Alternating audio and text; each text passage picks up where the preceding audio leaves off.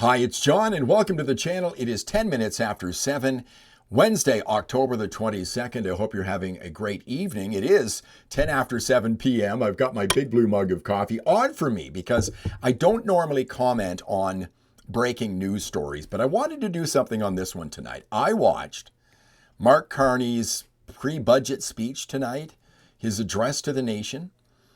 I went into the speech with an open mind. I did. I said, Mark, convince me you're going to do good for me and my family here in Calgary, Alberta.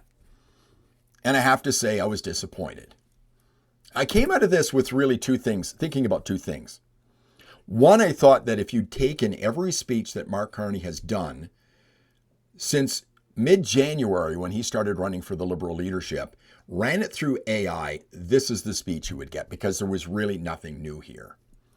It was basically his stump speech all the way through his leadership campaign and through the election and everything since.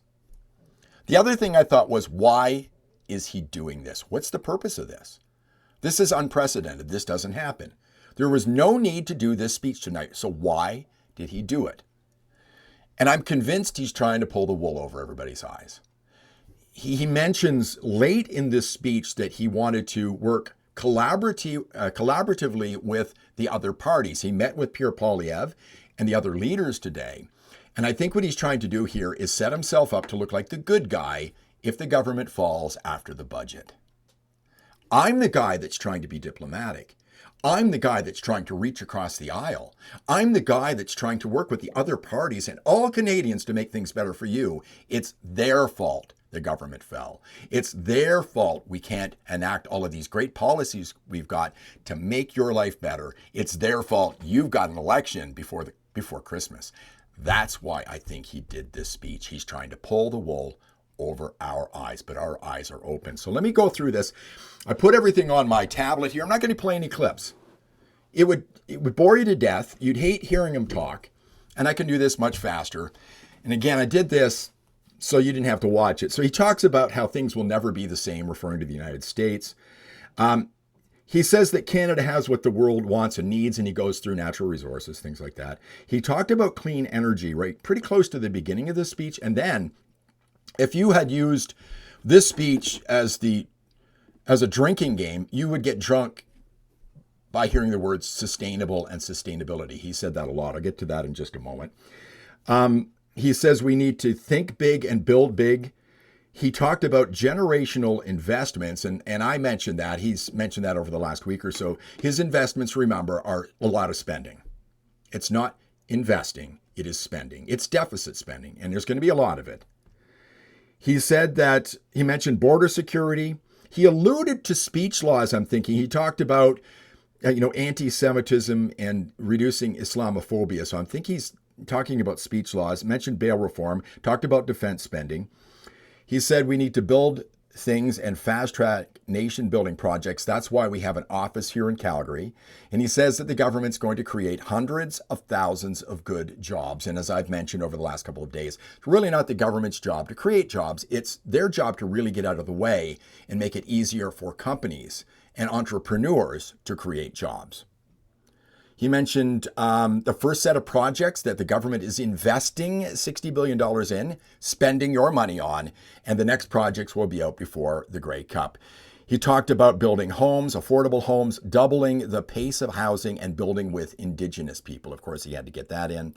And then he talked and said that on November 4th, they will release their climate competitiveness strategy to build sustainably. And this is going to be the real kicker of this November 4th budget, folks. He's going to go all in on green and net zero. I really think that's coming. And he said sustainably a lot in this, a lot.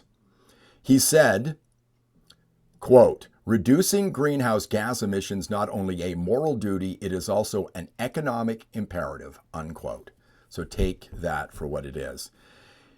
He talked about building steel here in Canada, making steel here in Canada, making more in Canada, and a buy Canadian policy because we're our own best customer.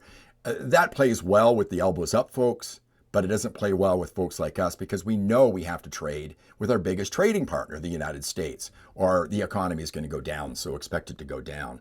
He says that he signed deals with Indonesia, Germany, India, China. He wants to double non-U.S. exports over the next decade.